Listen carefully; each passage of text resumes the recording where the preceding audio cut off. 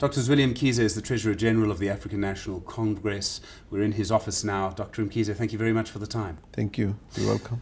I'd like to start with the aftermath of last week's vote in Parliament. You had a situation where 25, maybe as many as 31 ANC members of Parliament voted against the ANC whip. They voted against retaining President Jacob Zuma as president of the country. There seem to be differences of opinion within the party about whether there should be an investigation to find out who those MPs were, whether they should be disciplined. What's your view on that? Do you think that there should be some sort of process? Well, firstly, I must say that it was one of the most surprising outcomes of a vote of no confidence debate.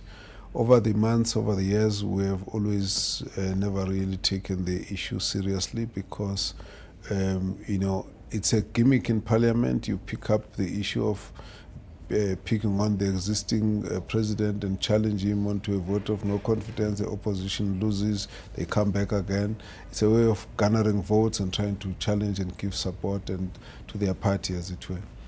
When the discussion moved to deal with the issue of secret ballot, I think all of us were not really sure what it's going to be, and we're not also sure what the reason for the secret ballot would really, what it would serve, because the issues are different party views, and that was it. So what has happened really was quite unthinkable. From where we sit, the African National Congress, like all the other parties, when you vote with the other, with the opposition, that's a matter for disciplinary action. That all parties do that. You've seen them do it in Mohale and so on. However, at a personal level, my concern has been the numbers on the numbers of people who got involved and the extent to which some people have been vocal on this matter. It has actually exposed quite a bit of differences of opinion inside the party. And I think we need to have an approach that's going to be able to open up so that we know exactly what are these issues, what are the people's feelings, what exactly is happening, what actually happened, and why would members of the ANC want to go to that extent and deal with the opposition on a matter that has been discussed internally. Yes, there are differences of opinion, but is this matter going to the extent that people actually can go and participate in a vote with the opposition? So I think we do need a whole process of discussing that issue openly inside the party. It's tricky, though, if you want to go into finding out who did what, because you may not be able to have the information, as it were. But also, as an organization, we have been very cautious about all the lists that have been sent around, because some of them were showing a lot of inaccuracies. Someone who has passed away and buried was in the list. Someone who was not in the house was in the list, and all of that. So it's also important to approach it in a way that does not make us do a lot more mistakes. Instead, it must help us to be able to solve the problem. So our approach would have to be a very balanced approach on the matter. I suppose the risk is that, considering what certainly to an outsider looks like the divisions in the ANC, and I think the National Executive Committee has sort of admitted that, the risk is that if there was a punitive disciplinary approach, you could do a lot more damage to the party rather than fixing it. It's all in a matter of approach. If you approach this matter with a view to fundamentally solving it, I think your approach will have to take into account a lot of issues. I think openness at some point is going to be very helpful. Certainly, if you look at someone who has voted in the way it has happened, we need to find a way of stopping it. It must never happen, because otherwise you have a party that relies on a certain number of votes, and it needs to know those votes belong to the party, will be used for the party. So we need to look at a way of how to deal with these issues in such a way that it is solved, rather than worsening the situation, or just allowing a sense of ill-discipline to go on, as it were. But I think it really is going to need quite a lot of matured balancing up of where wrong is wrong, how do you deal with it, and where there are issues that need to be opened up so that they can be dealt with politically, how do you deal with that? So it will require quite a very delicate handling. One of the situations, I mean, we talk about the vote of confidence, the confidence vote last week, and it really gets to one of the big fundamental questions of 2017, which is that, again, to an outsider, it looks almost impossible for the ANC to not split at the conference, or for it to not split early next year. And the split word, is something that people are discussing. Is there some kind of measure, some kind of plan to stop that from happening? I mean, people talk about how difficult the conference might be. To my mind, the hours and days just after the conference might actually be the more dangerous point. Is there some kind of plan to make sure that the ANC doesn't split? At the moment, every member of the ANC would be concerned about the outcome of the 2017 54th conference. And our current discussions, if you discuss with members and leaders, all of us are very aware of the need to build this unity to make sure that this organization does not crack as a result of the tensions that there are. Because there are a number of issues which are involved here. On the one side, you've got different preferences of candidates. Normally, that is not a problem. You go to a conference to resolve that. Then, of course, there have been a number of issues that have been handled to varying degrees of success over the years, and so those have tended to create a lot of tensions. But at the end of the day, all of us know we've only got one home, one organization, and therefore everything has to be done in the context of trying to make sure that we correct the weaknesses that we have seen. We must then create conditions to deal with the challenges that the organization has faced, and then make sure that we've got a leadership that's going to unite the organization and build on whatever successes we have had and take the organization forward so that it continues to generate support and confidence of our people. So at the moment, you would have seen that there's quite a lot of engagement that has happened. I must say it's a very positive sign, this one of seeing provincial leaders coming together to meet, because in the past, that's how the organization has been able to handle a lot of issues, where you bring in proper structures to sit down and discuss issues and kind of weigh into the conduct of members and try and call them to order, and at the same time bring different sentiments from various provinces onto a melting pot and get people to discuss openly issues where they agree and where they disagree. They've done that now. I think you would have seen a number of provinces. Never mind what statements come out. What's important is that they are now meeting and they're discussing. And I must say they're very late. It would have happened long ago, and we've been trying to push for people to do that.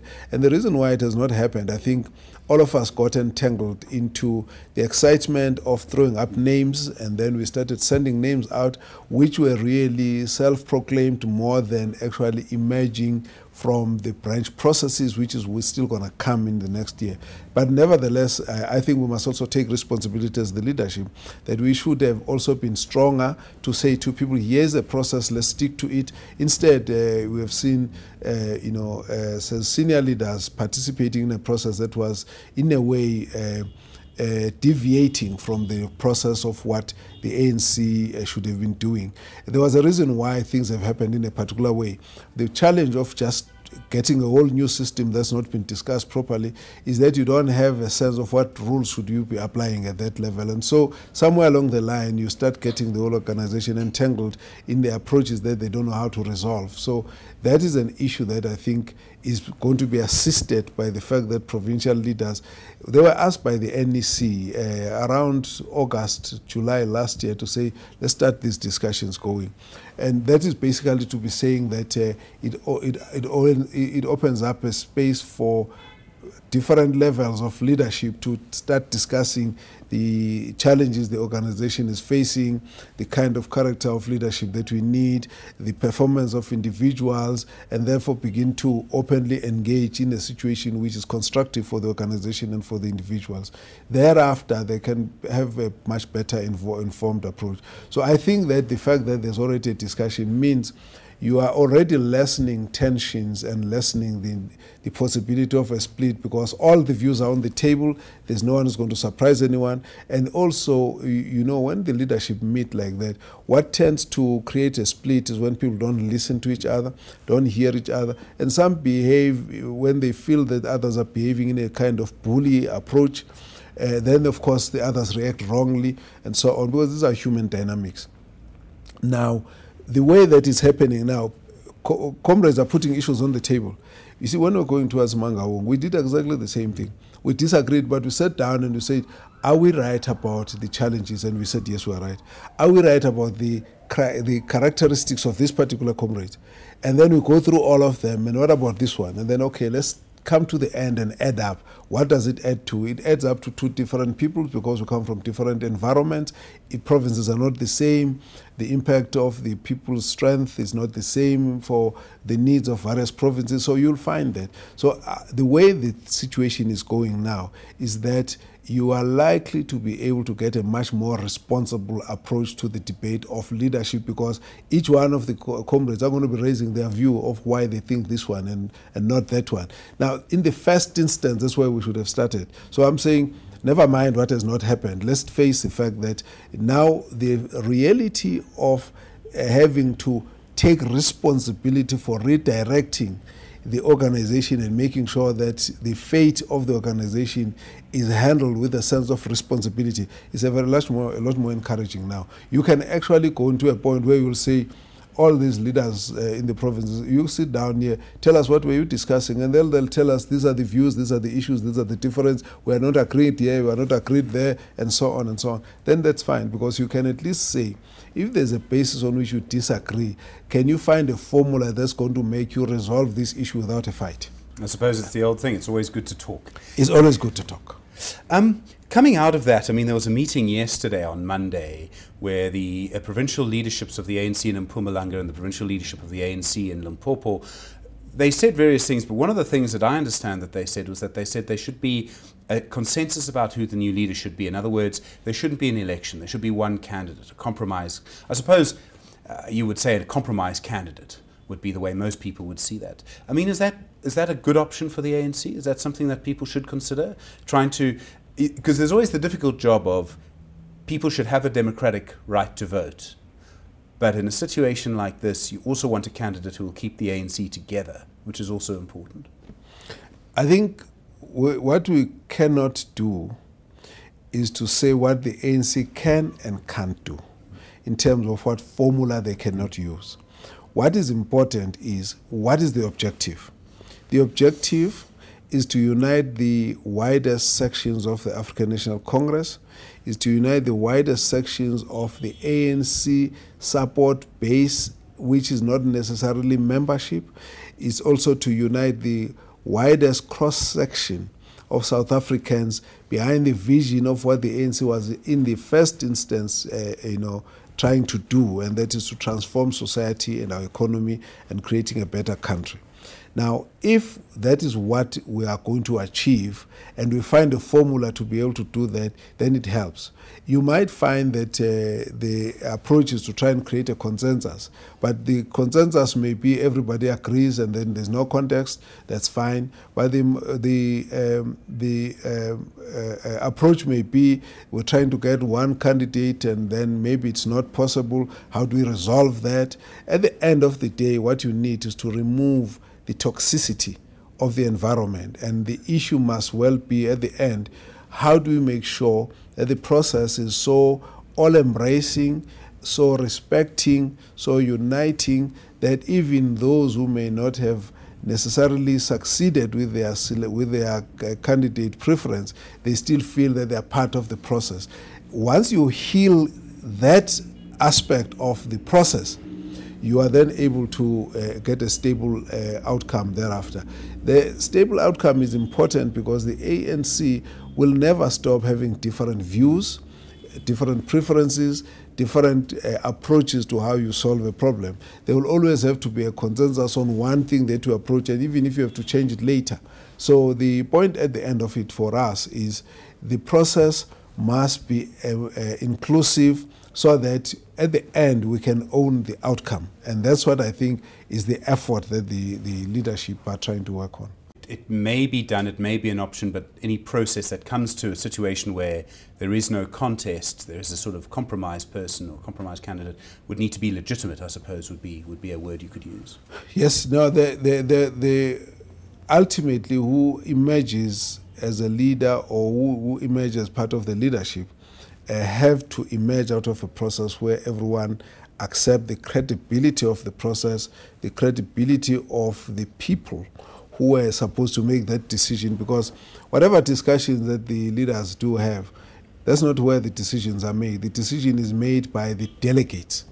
They must be properly chosen, the branches must be properly vetted, the registration must be clear and beyond reproach, and the processes must be completely impeccable. The discussion process must be all-embracing. So at the end of the day, once all of that shows that everyone is included and has been given as much opportunity to input into the process, it's not your view that counts. What counts is the fact that we've all brought all of these views together and we're now able to emerge with a process that's going to make us live with it.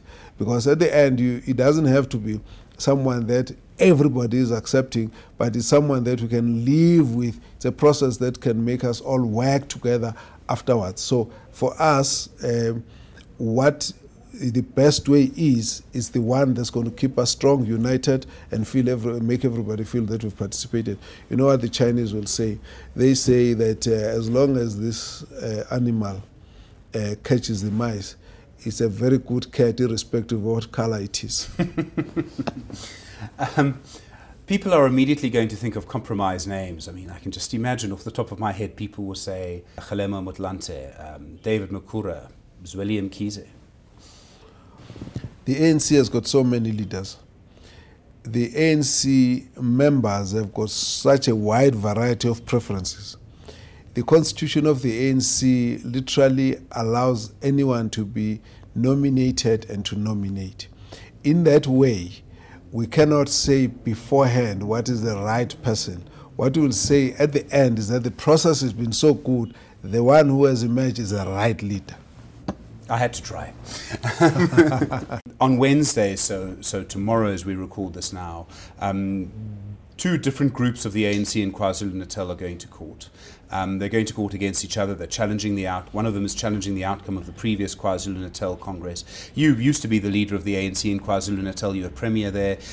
You must, in some way, I suppose, be sad, maybe disturbed that it's come to this, that a judge has to decide who a leader of the ANC is?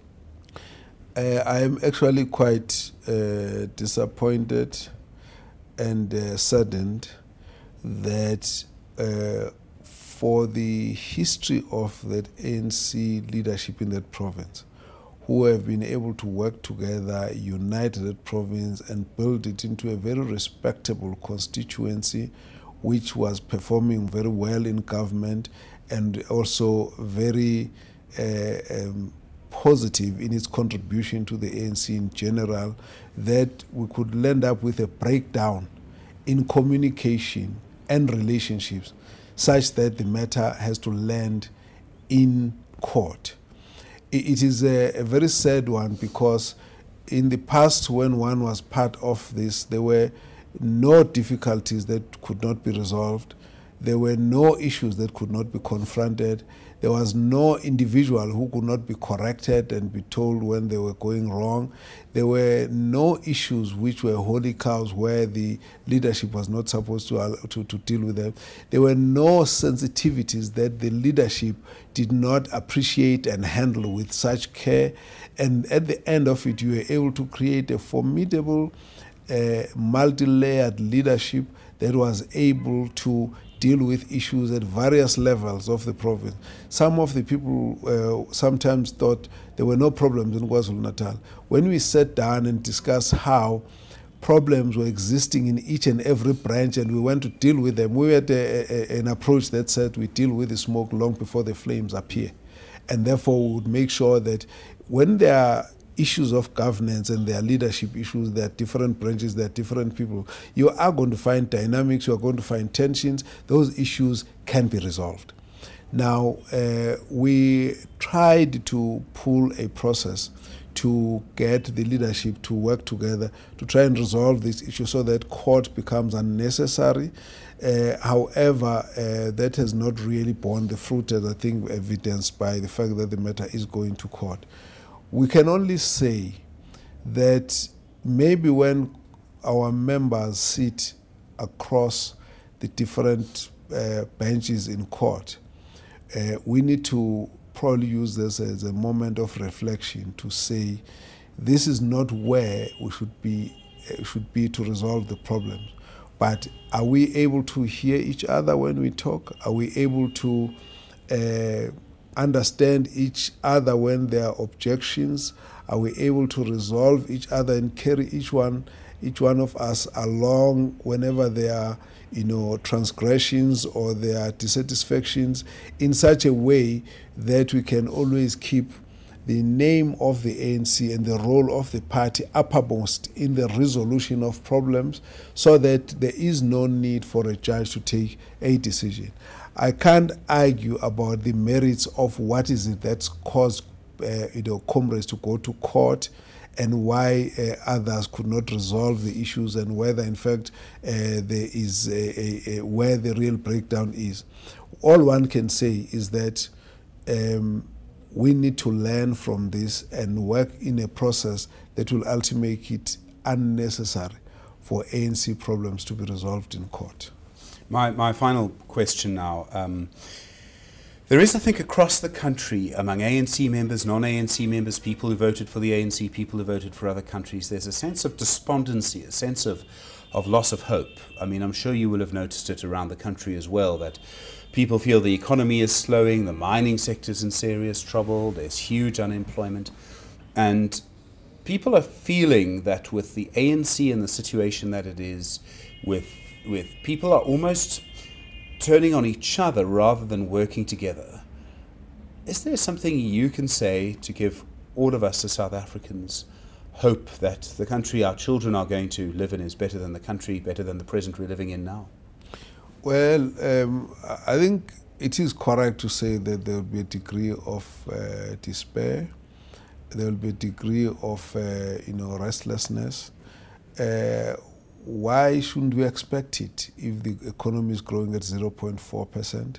Why shouldn't we expect it if unemployment has gone up to 28%?